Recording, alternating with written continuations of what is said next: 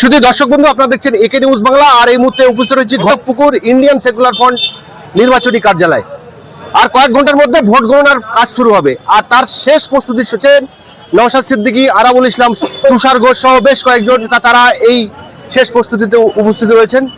কালকে কি হবে সেই প্রস্তুতি কিন্তু তারা নিচ্ছেন। আর একদিকে আমরা সোশ্যাল মিডিয়ায় দেখতে পাচ্ছি যে শওকত মোল্লা সাহেব তিনি হিন্দু ভোটের উপরে ভরসা করে তিনি জেতার চেষ্টা করছেন। শওকত মোল্লার সঙ্গে বিজেপি প্রার্থীর একটি ভিডিও ভাইরাল হয়েছিল। কিছু মানুষ মনে করছেন যে শওকত মোল্লা সাহেবের বিজেপির গড়াপ হয়েছে। সেই প্রসঙ্গে তুষার ঘোষ বললেন যে মানুষের ব্যক্তিতে গড়াপ হতে পারে, কিন্তু হিন্দু ভোট যদি বিজেপিতে না যায় তাহলে নওশাদ সিদ্দিকীর দলে নিশ্চয়ই আসছেন। এই প্রসঙ্গে নওশাদ সিদ্দিকী এবং কমরেড তুষার ঘোষ কি মন্তব্য করলেন শোনাবো আপনাদের। রাত বেরোলেই গোনানো একদম হাই ভোল্টেজ বিধানসভায়, কি বলবেন এই প্রসঙ্গে? কি বলতে হবে বলুন, প্রশ্ন করুন। কালকে কি গণনা? হ্যাঁ, কালকে গণনা হবে। ভাঙড় থেকে নটোরিয়াস ক্রিমিনাল বিদায় নেবে ভাঙড়ের মানুষ। 29 এপ্রিল ভোট দিয়েছিল, 4 তারিখে গণনা আছে। কম করে 50,000 লিড হবে।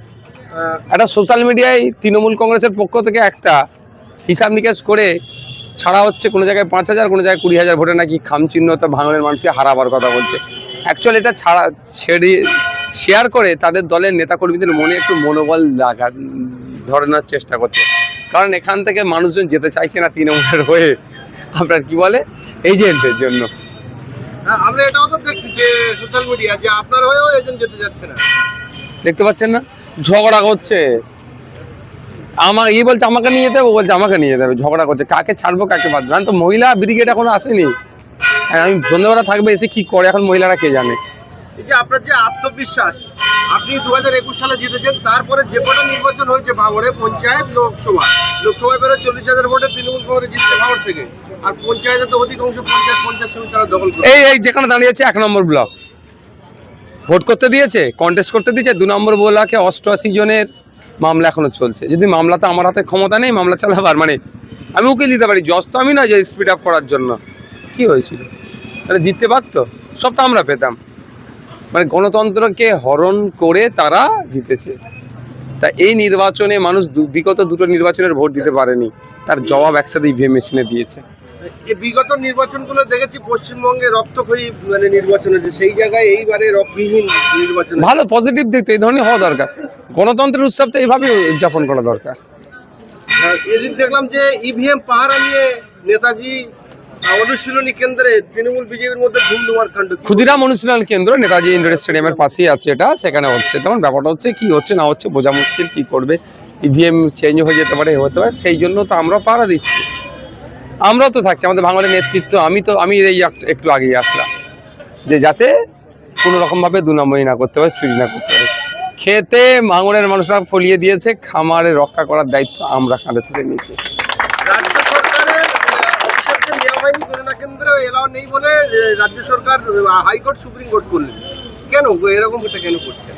আমি নির্বাচন কমিশনের দায়িত্বপ্রাপ্ত নয়, সুতরাং নির্বাচন কমিশনে কি করছে না করছে, এর আগে রাজ্যের অফিসাররা সবাই না, কিছু অফিসার ম্যানিপুলেট করেছিল।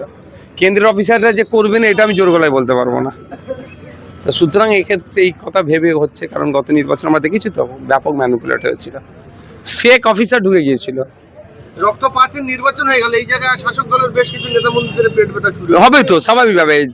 চুরি করতে পারেনি, ছাপ্পা লাগাতে পারেনি, বুথ জ্যাম করতে পারেনি, বুকেতে ব্যথা লাগবে। এটা সামান্য একটা মাদ্রাসার নির্বাচনে, ম্যানেজিং কমিটি নির্বাচনে এরা ছাপ্পা লাগায়, অপোজিশনকে নমিনেশন করতে দেয়নি। জাগুল গাছি হাই মাদ্রাসার নির্বাচনে দেখেনি, আপনারা তো খবর করেছিলেন। এরা এত বড় নির্বাচনে নিজেদের কনফিডেন্সের লেভেলেদের নিচে চলে গেছে, আর আমাদের কনফিডেন্স লেভেল হাই হয়ে গেছে। কারণ আমাদের কনফিডেন্স ওই লেভেলে চলে গেছে, কারণ আমরা তো ভালো করে জানি যে মানুষ আমাদেরকে ভোট দিয়েছে। ফলতা বিধানসভায় যে জায়গায় জাহাঙ্গীর খান প্রার্থী, সেই জায়গায় নির্বাচন বাতিল করে দিয়েছে ইলেকশন কমিশন। কি বলবেন? দেখুন, একটা কথা বলি, বেশ কয়েকটা সিটে তো নোংরামি হয়েছেই, 30-35টা সিটে নোংরামি হয়েছে। সেগুলোকে বা ইলেকশন করতে করতে পারতো, রিপোলিং করতে পারতো। পুরো এন্টায়ার করার কোনো মানে হয় না। আর যখন করবে 4 তারিখের পরে, ফলে যে দল জিতবে দেখবেন, যেই জিতুক না কেন তাদের দেখবে প্রার্থী জিতবে। আপনি বিধানসভায় যান, অভিষেক বন্দ্যোপাধ্যায় বলে ভাঙড় এই ডায়মন্ড মডেল, আর ডায়মন্ড মডেলের অস্ত্রটা কি উপকারে, এই মডেল কি উপকারে লাগে সেটা অভিষেক বাবুকে জিজ্ঞাসা করলে পাওয়া যাবে। ওখানে ইভিএম মেশিনের ওপরে কাগজ চিপকে দিচ্ছে, ওখানে এজেন্ট বসতে দিচ্ছে না, মহিলাদের ধুমকি দিচ্ছে, হুমকি দিচ্ছে, আমাদের প্রার্থীকে এক প্রকার অপহরণ করে নিচ্ছিল, আমাদের এজেন্টকে অপহরণ করে নিচ্ছিল। তাহলে বুঝতে পারছেন তো কি মডেল এটা। ডবল ডিজিট বিধায়ক যাচ্ছে আপনাদের? অবশ্যই কালকে যেই শুরু হবে ট্রেন দেখবেন, এই যে পাশে আমার মিনাকা আছে, ক্যানিং পূর্ব আছে, হাড়োয়া আছে, একটু দেখে নেবেন। শুধু এই কটা কথা বললাম। ক্যানিং পূর্ব বিধানসভায় আপনারা জিতবেন? কালকে রেজাল্টটা মিলিয়ে নেবে, ব্যাপকভাবে জিতছে। ক্যানিং পূর্ব বিধানসভায় 2011 সালের পরে বিরোধীদের কোনো অ্যাক্টিভিটি নেই। আরাবুল ইসলাম সাহেব গিয়েছে, ঠান্ডা করে ফেলেছে তো গণতন্ত্র। আরাবুল ইসলাম সাহেবের হাত দিয়ে আমরা ফিরাবো কেন? শাহাবুদ্দিন সিরাজিরা আছে তো। আমরা দেখেছি যে বিগত কয়েক বছর বিধানসভা ভোটের পরে বাড়ি ঘর ভাঙচুর, বিভিন্ন রকম সমস্যার সম্মুখীন হতে হচ্ছে সাধারণ ভোটারদের। এবারে আপনারা বলছেন ক্যানিং পূর্ব জিতবে, ক্যানিং পশ্চিম মিনাখা সুবিধা পাবে, শান্তির সাথে থাকবে। আমাদেরকে কেন জিতাচ্ছে মানুষ? শান্তিতে থাকার জন্য তো। আমরা দায়িত্ব নিয়ে বলছি, আমরা ওই ধরনের অরাজকতা হিংসা করাতে বিশ্বাসী নয়, করবো না। আপনার মাধ্যমে সাধারণ মানুষের উপরে বার্তা, আমার আইএসএফ কর্মী সমর্থকদের উপরে বার্তা, আমরা জিতছি, জেতার পরে আমরা কোনো হিংসায় জড়াবো না। মানুষকে বার্তা এটাই, মানুষ আমাদের কেন ভোট দিচ্ছে, ভাঙড়ের মানুষ দুহাত ভরে কেন ভোট দিচ্ছে? হিংসার বিরুদ্ধে গিয়ে তো তাদের নটোরিয়াস ক্রিমিনালকে ভোট দিতে পারতো, তাকে না দিয়ে আমাকে দিচ্ছে কেন? আমি বাংলামারি হিংসা করি না বলে তো। মানুষ একটু সুখে শান্তিতে থাকতে চায়। সাধারণ মানুষকে বলবো কোনো হিংসায় পা দেবেন না, কারোর প্ররোচনায় পা দেবেন না। আর তৃণমূলের লোকেরা যদি বেগড়ি বাই করতে আসে, সেলফ ডিফেন্স তো করতেই হবে ভাই। ভাঙড়ের সাধারণ মানুষ এবং রাজ্যের সমস্ত মানুষের উদ্দেশ্যে কি বার্তা ওটাই, শান্তির সাথে থাকবেন।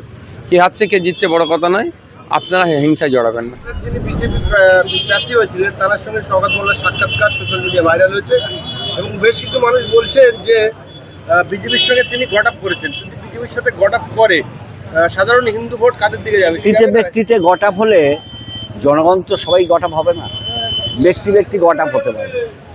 আমি তুমি গট আপ হলাম, কিন্তু আমার যারা দীর্ঘদিন মার খাচ্ছে সমর্থকরা, তারা গট আপ হয়ে যাবে। ভাঙড়ের হিন্দু ভোট কোন দিকে যাবে? নওশাদ সিদ্দিকী না? নওশাদ সিদ্দিকী হিন্দু ভোট অনেক পাবেন। তৃণমূল তারা ঘর বাড়ি দিয়েছেন, একটা অংশ পাবেন। আর যেহেতু একটা বাইনারি পলিটিক্স হয়েছে, বিজেপিও পাবে। সুতরাং ভাঙড়ের হিন্দু ভোট নওশাদ সিদ্দিকী গতবার যেমন কম পেয়েছে, এবার অনেক বাড়বে, দেখে রাখবে। প্রচুর বামনগাটা ব্যবতা এদিক দিয়ে তারা দেখুন, মানে একটা ব্যাপার হলো বাইনারি পলিটিক্স অনেকদিন তো চলছে। বাইনারি পলিটিক্স যে দুটো সম্প্রদায়ের মধ্যে বাইনারি পলিটিক্স, এটা তৃণমূল আর বিজেপি করাচ্ছিল। কিন্তু বাইনারি পলিটিক্স এবার অনেকটা ভেঙেছে। বাইনারি পলিটিক্স যেহেতু ভেঙেছে, এবং এটা শিওর যে হিন্দু মুসলিম সব সম্প্রদায় এবারে ব্যাপকভাবে নওশাদ সিদ্দিকীকে সমর্থন করবে। এই যে শওকত মোল্লার বিরুদ্ধে একটা গান বার হয়েছে, এই গান প্রসঙ্গে আপনি কি মত? সবাই শুনেছে, বড় অংশ লোক আনন্দ প্রকাশ করছে। আমি তো শুনলাম যে প্রচুর নাকি ভাইরাল হয়েছে, এইটাই নাকি এখন নির্বাচনের সেরা গান। এই যে একজন ব্যক্তিকে মারচোর, বলাৎখোর খায়, গাঁজাখোর, এইগুলোকে বলাটা কতটা সংস্কৃতির সাথে মিল খাচ্ছে বলে মনে হয়? এটা করেছে, আনন্দ প্রকাশ পাচ্ছে, কি আর করা যাবে, পরে দেখা যাবে। ভাঙড়ের যিনি তৃণমূলের ক্যান্ডিডেট শওকত মোল্লা সাহেব, তিনি বলছেন ভোট দিলেই এটা নিয়ে তিনি আইনি সাহায্য নেন। হ্যাঁ, সে তো সবারই অধিকার আছে আইনি যাওয়ার, আইনি যাওয়ার সবারই অধিকার আছে। সেটা বিচারকরা বলবে, সেটা বিচারপতিরা বলবে কতটা সাহায্য পাবে কি পাবে। কালকেই একদম ফল বেরোবে, আর কয়েক ঘন্টাই অপেক্ষা। কতটা উৎকণ্ঠার মধ্যে আছে না? কোনো উৎকণ্ঠা নেই, নওশাদ সিদ্দিকী ব্যাপক ভোটে জিতবে। ভোটটা তো কর্মীরা করেছে, জানে তো, ভাঙড়ের লোকের মন জানে তো। উনি যখন প্রচারে গেছেন তখন শুধু মহিলারা বেরিয়েছিলেন ভাঙড়ের, মানে প্রায় 1 লাখ মহিলা বেরিয়েছিলেন রাস্তায়। তা ও মানুষ তো জানে কিসে ভোট দিয়েছেন আর দিয়েছে সবাই, ও নিয়ে কোনো উৎকণ্ঠা নেই।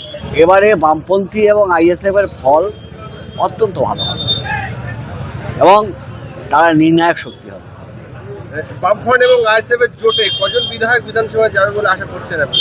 আমি তো আর নই, অ্যাস্ট্রোলজার নই, কিন্তু যেভাবে জনগণ রাস্তায় নেমেছেন, বামপন্থী এবং আইএসএফের সংখ্যার দিক থেকেও বাড়বে এবং গুণগত পরিমাণ বাড়বে, পরিমাণগত পরিমাণও বাড়বে। বেশ কিছু রাজনৈতিক বিশেষজ্ঞরা বলছেন যে পশ্চিম বাংলা থেকে 2026-এ তৃণমূল বিজেপির মধ্যে একটি রাজনৈতিক দল উঠে যাবে। ও অনেক দিন ধরেই তৃণমূল আর বিজেপির সঙ্গে সেটিং আছে। সেটিংটা তো দীর্ঘদিনের সেটিং, সুতরাং কে উঠবে সবই তো আরএসএসের ছাতার তলে আছে। বিজেপিও আরএসএসের ছাতার তলে, আর তৃণমূলও আরএসএসের ছাতার তলে। এখন কে উঠবে না উঠবে সেটা বড় কথা নয়। ও দুজনই হলো আরএসএসেরই প্রোডাক্ট। বিজেপিও আরএসএস নিয়ন্ত্রণ করে, তৃণমূল আরএসএস নিয়ন্ত্রণ করে। কি বলবেন সাধারণ মানুষের উদ্দেশ্যে?